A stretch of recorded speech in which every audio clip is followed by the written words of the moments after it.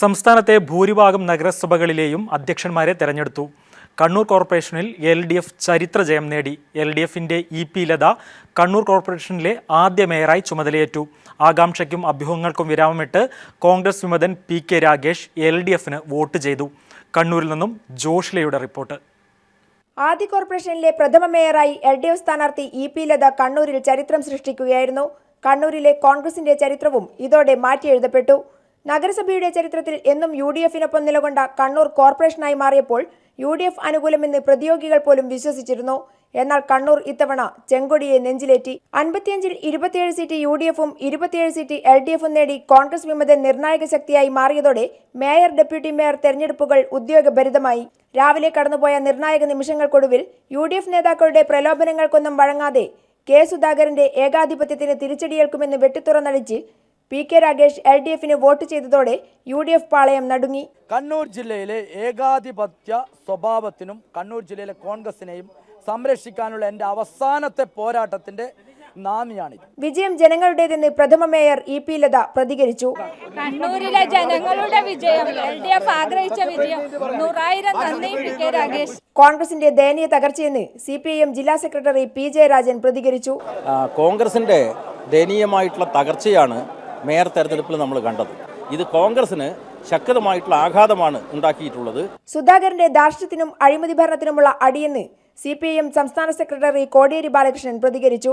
കോൺഗ്രസിന്റെ നേതാവായിട്ടുള്ള കണ്ണൂരിലെ K. സുധാകരന്റെ അക്രമ രാഷ്ട്രീയത്തിനെതിരായിട്ടുള്ള, കോൺഗ്രസിന്റെ ധാർഷ്ട്യത്തിനെതിരായി ചിന്തിക്കുന്ന സാധാരണക്കാരായ ആളുകളുടെ വിജയമാണ്. ഉച്ചയ്ക്ക് ശേഷം നടന്ന ഡെപ്യൂട്ടി മേയർ തെരഞ്ഞെടുപ്പിൽ PK രാഗേഷ് വിട്ടുനിന്നു. 27 വോട്ടുകൾ നേടി CPIയിലെ വെള്ളോറ രാജനും ലീഗിലെ C. സമീറും സമനില പങ്കിട്ടപ്പോൾ നറുക്കെടുപ്പിലൂടെ ഡെപ്യൂട്ടി മേയർ സ്ഥാനം മുസ്ലിം ലീഗ് നേടി.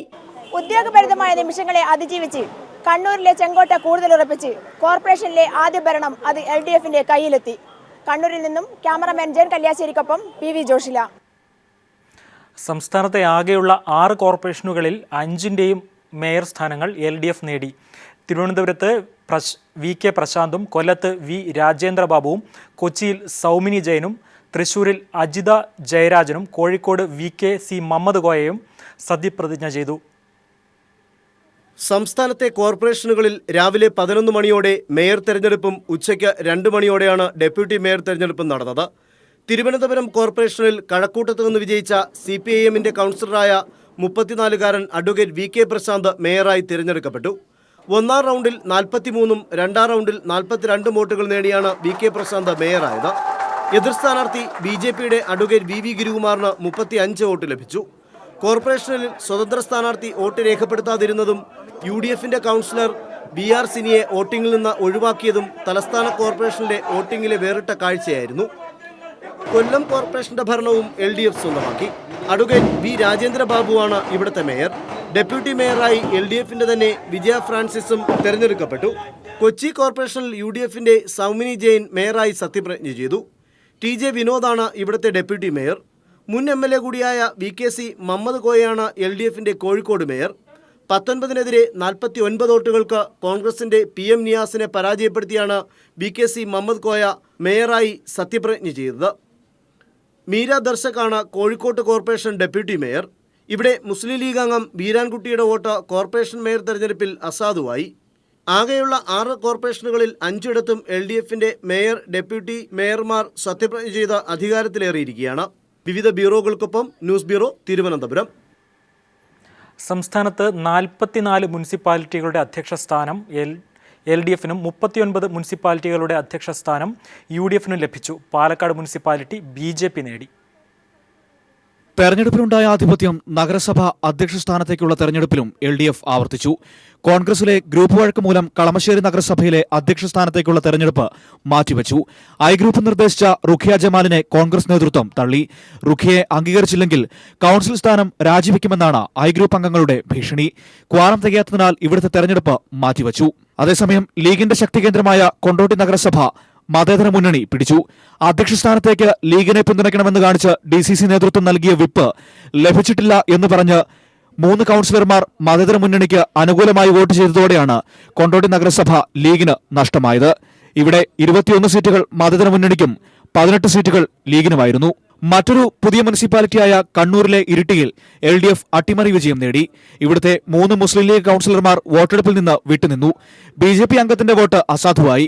ഇതോടെ CPIM-ലെ PP അശോകൻ ചെയർമാനായി തെരഞ്ഞെടുക്കപ്പെട്ടു.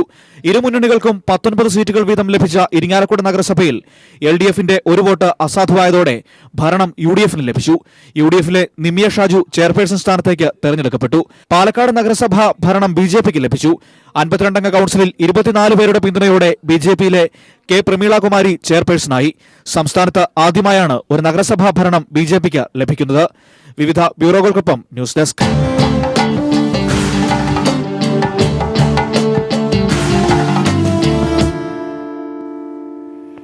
കൊച്ചി തുറമുഖത്തിന്റെ ഓഹരികൾ വിറ്റഴിക്കാൻ കേന്ദ്ര മന്ത്രിസഭാ യോഗം അനുമതി നൽകി. പ്രധാനമന്ത്രി നരേന്ദ്രമോദി അധ്യക്ഷത വഹിക്കുന്ന എക്കണോമിക് അഫയേഴ്സ് കമ്മിറ്റിയുടെ ശുപാർശ പ്രകാരമാണ് അനുമതി. രാജ്യത്ത് ഇതാദ്യമായാണ് ഒരു തുറമുഖത്തിന്റെ ഓഹരികൾ വിറ്റഴിക്കുന്നത്. ദില്ലിയിൽ ചേർന്ന കേന്ദ്രമന്ത്രിസഭാ യോഗമാണ് കൊച്ചിൻ ഷിപ്പ്യാർഡ് ലിമിറ്റഡിന്റെ ഓഹരികൾ വിറ്റഴിക്കാൻ തീരുമാനമെടുത്തത്. 10 രൂപ മുഖവിലയുള്ള 10% ഓഹരികളാണ് വിൽപ്പനയ്ക്ക് വയ്ക്കുക. 3,39,00,000 ഷെയറുകൾ ഇതുവഴി വിറ്റഴിക്കാൻ സാധിക്കുമെന്നാണ് കേന്ദ്ര സർക്കാരിന്റെ പ്രതീക്ഷ.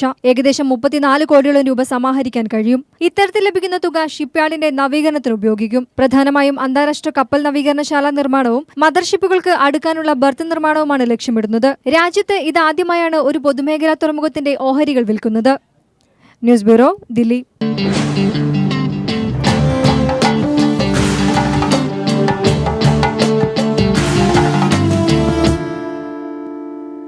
പാരീസിലെ ഭീകരാക്രമണത്തിലെ സൂത്രധാരനു വേണ്ടിയുള്ള തിരച്ചിലിനിടെ വനിതാ ചാവേർ പൊട്ടിത്തെറിച്ചു. ഭീകരാക്രമണത്തിന്റെ സൂത്രധാരൻ ഹമീദ് അബൌദിനായുള്ള തിരച്ചിലിനിടെയാണ് ചാവേർ പൊട്ടിത്തെറിച്ചത്. ഭീകരാക്രമണത്തിന്റെ ആസൂത്രകനായ അബ്ദേൽ ഹമീദ് അബോദ് ഒളിച്ചിരിക്കുന്നുണ്ടെന്ന രഹസ്യ വിവരത്തെ തുടർന്നാണ് അപ്പാർട്ട്മെന്റിൽ തിരച്ചിൽ നടത്തിയത്. പോലീസ് തിരച്ചിൽ നടത്തുന്നതിനിടെയാണ് വനിതാ ചാവേർ സ്വയം പൊട്ടിത്തെറിച്ചത്. തുടർന്നുണ്ടായ വെടിവെപ്പിൽ അക്രമികളിൽ മറ്റൊരാളും കൊല്ലപ്പെട്ടു. സ്ഫോടനത്തിൽ നിരവധി പോലീസുകാർക്ക് പരിക്കേറ്റു. പുലർച്ചെ 4:30-ഓടെയാണ് വെടിവെപ്പ് തുടങ്ങിയത്. വെടിവെപ്പ് നടക്കുന്നതിന്റെ വീഡിയോ ഫ്രഞ്ച് ടെലിവിഷൻ പുറത്തുവിട്ടു. വെടിവെപ്പ് നടത്തിയവരിൽ 2 പേരെ പിടികൂടിയതായും റിപ്പോർട്ടുണ്ട്. 7 തവണ സ്ഫോടന ശബ്ദം കേട്ടതായി ദൃക്സാക്ഷികൾ പറഞ്ഞു. മേഖലയിൽ സൈന്യത്തെ വിന്യസിച്ചു. പാരീസ് ആക്രമണത്തിൽ 9 പേർ ഉൾപ്പെട്ടിട്ടുള്ളതായാണ് അന്വേഷണ ഉദ്യോഗസ്ഥർ വ്യക്തമാക്കുന്നത്. ഫ്രാൻസിലാകെ സുരക്ഷയ്ക്കായി 1,15,000 സുരക്ഷാ ഉദ്യോഗസ്ഥരെയാണ് വിന്യസിച്ചിട്ടുള്ളത്. ചൊവ്വാഴ്ച ബോംബ് ഭീഷണിയെ തുടർന്ന് അമേരിക്കയിൽ നിന്ന് പാരീസിലേക്കുള്ള 2 എയർ ഫ്രാൻസ് വിമാനങ്ങൾ നിലത്തിറക്കി. 129 പേർ കൊല്ലപ്പെട്ട ഭീകരാക്രമണത്തിന്റെ ഉത്തരവാദിത്തം IS ഏറ്റെടുത്തിരുന്നു. News desk.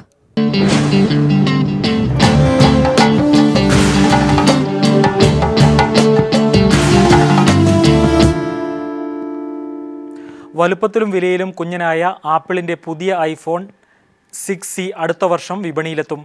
4 ഇഞ്ച് മാത്രം വലിപ്പമുള്ള ഫോണിന് ഏകദേശം 25,000-ഓളം രൂപയായിരിക്കും വില.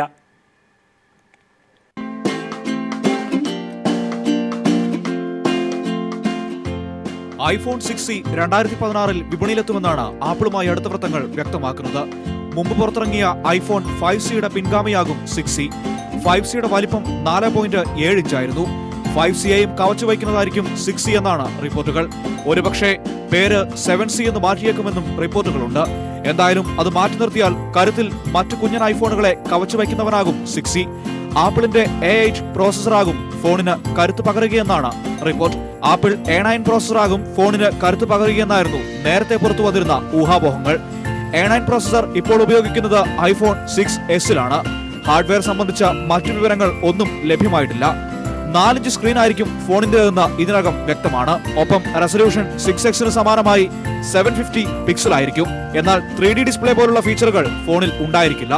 News desk.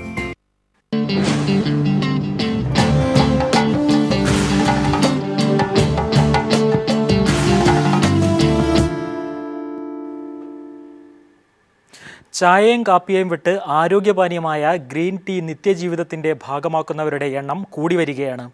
ഗ്രീൻ ടീ ക്യാൻസറിനെയും ഹൃദ്രോഗത്തെയും ചെറുക്കുന്നതോടൊപ്പം പക്ഷാഘാതത്തെയും പ്രമേഹത്തെയും ഇല്ലാതാക്കുമെന്നാണ് ആരോഗ്യ വിദഗ്ധരുടെ കണ്ടെത്തൽ. ഗ്രീൻ ടീ കുടിക്കുന്നതിന്റെ ഗുണങ്ങളുടെ പട്ടികയിൽ ക്യാൻസറിനെ ചെറുത്തു തോൽപ്പിക്കുന്നത് മുതൽ ഹൃദയത്തെ സംരക്ഷിക്കുന്നത് വരെയുണ്ട്. കൊളസ്ട്രോൾ കുറയ്ക്കുന്നതിലും പ്രമേഹത്തെ തടയുന്നതിലും പക്ഷാഘാതം, ഡീമെൻഷ്യ എന്നിവയിൽ നിന്നും രക്ഷപ്പെടുന്നതിനും ഗ്രീൻ ടീ വഹിക്കുന്ന പങ്ക് ചെറുതല്ലെന്ന് ആരോഗ്യ വിദഗ്ധരും പറയുന്നു. ഗ്രീൻ ടീയിലെ കാറ്റച്ചിൻ എന്ന ആന്റി ഓക്സിഡന്റ് DNA നാശത്തിന് കാരണമാകുന്ന ഇതര ധാതുക്കളെ നശിപ്പിക്കാൻ ശേഷിയുള്ളതാണ്. ക്യാൻസർ, രക്തം കട്ടപിടിക്കൽ, ഹൃദയധമനികൾ ചുരുങ്ങുക തുടങ്ങിയവയ്ക്ക് കാരണമാകുന്ന ഇതര ധാതുക്കളെയാണ് കാറ്റച്ചിൻ ഒറ്റയ്ക്ക് നേരിടുന്നത്. മുന്തിരി, ബെറി, വീഞ്ഞ്, ഡാർക്ക് ചോക്ലേറ്റ് എന്നിവയിലും കാറ്റച്ചിൻ എന്ന ആന്റി ഓക്സിഡന്റ് അടങ്ങിയിട്ടുണ്ട്. ദിവസവും 2 കപ്പ് ഗ്രീൻ ടീ കുടിക്കുന്നത് ക്യാൻസർ വളർച്ചയെ തടുക്കുന്നു. ജപ്പാനിലെ 500ഓളം ക്യാൻസർ രോഗികളായ സ്ത്രീകളിൽ നടത്തിയ പഠനത്തിൽ നിന്നുമാണ് ഗ്രീൻ ടീ കുടിക്കുന്നത് ക്യാൻസറിന്റെ കാഠിന്യം കുറയ്ക്കുന്നതായി കണ്ടെത്തിയിട്ടുള്ളത്. ശസ്ത്രക്രിയയ്ക്ക് ശേഷം ഗ്രീൻ ടീ ശീലമാക്കുന്നവരിൽ ക്യാൻസർ ആവർത്തിക്കാനുള്ള സാധ്യതയും ഗണ്യമായി കുറയുന്നു. ദിവസവും 2 കപ്പ് ഗ്രീൻ ടീ കുടിക്കുന്നത് ശ്വാസകോശാർബുദ സാധ്യത 18% കുറയ്ക്കുമെന്നും പഠനങ്ങൾ തെളിയിക്കുന്നു. News desk.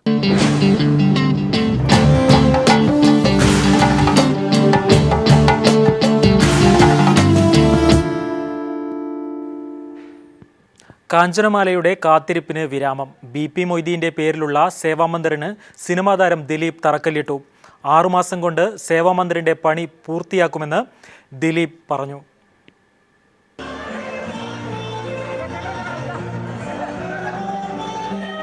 മൊയ്തീൻ ഓർമ്മയായ ശേഷമുള്ള 30 വർഷത്തെ കൊറ്റങ്ങൽ കാഞ്ചനയുടെ കാത്തിരിപ്പിനാണ് BP മൊയ്തീൻ സേവാമന്ദിറിന്റെ തറക്കല്ലിടലോടെ വിരാമമായത്. നേരത്തെ നൽകിയ വാക്ക് പാലിച്ച് ചലച്ചിത്ര താരം ദിലീപ് മുക്കത്തെത്തി സേവാമന്ദിറിന്റെ തറക്കല്ലിടൽ കർമ്മം നിർവഹിച്ചു. സേവാമന്ദിറിന്റെ സാക്ഷാത്കാരത്തിനായി ആരും തയ്യാറാവാതിരുന്നപ്പോഴാണ് താൻ മുൻകൈയെടുത്തതെന്ന് ദിലീപ് പറഞ്ഞു. ഒരു അമ്മയുടെ സ്വപ്നം എന്നുള്ള വിഷയം കണ്ടപ്പോൾ ആരും അനങ്ങുന്നൊന്നും കണ്ടില്ല. അതുകൊണ്ടാണ് ഞാൻ വിളിച്ച് ചോദിച്ചത്. ദിലീപിന്റെ ആവശ്യപ്രകാരം എന്ന് നിന്റെ മൊയ്തീൻ സിനിമ അണിയറ പ്രവർത്തകരുമായി തനിക്ക് പിണക്കമൊന്നുമില്ലെന്ന് കാഞ്ചന അറിയിച്ചു. സിനിമാ സ്ക്രിപ്റ്റിൽ വാസ്തവവിരുദ്ധമായ രംഗങ്ങൾ ഉൾക്കൊള്ളിച്ചതുകൊണ്ടാണ് കേസിന് പോയതെന്നും സിനിമയിൽ ആ രംഗങ്ങൾ എടുത്തുമാറ്റിയതുകൊണ്ടാണ് സിനിമയെ എതിർക്കാഞ്ഞതെന്നും കാഞ്ചന പറഞ്ഞു. എനിക്ക് അവരോട് ആരോടും ഒരു വിദ്വേഷമില്ല. ലോകത്തിൽ ആരോടും വിദ്വേഷം പുലർത്തുന്ന ഒരു ഹൃദയമല്ല എൻ്റെ. വളരെ മുറിപ്പെട്ട ഹൃദയമാണ്. നേരത്തെ സേവാമന്ദിർ നിലനിന്നിരുന്ന 8 സെന്റ് സ്ഥലത്താണ് സേവാമന്ദിറിന്റെ പുതിയ 3 നില കെട്ടിടം ഉയരുക. സേവാമന്ദിറിൽ ആധുനിക സൗകര്യങ്ങളോടെയുള്ള ലൈബ്രറി നിർമ്മിക്കാൻ ധനസഹായം നൽകുമെന്ന് MI ഷാനവാസ് MP പറഞ്ഞു. എന്ന് നിന്റെ മൊയ്തീനിലെ ഗാനം ആലപിച്ച് യൂട്യൂബിൽ പ്രശസ്തയായ ഷഹനയെ ചടങ്ങിൽ ആദരിച്ചു.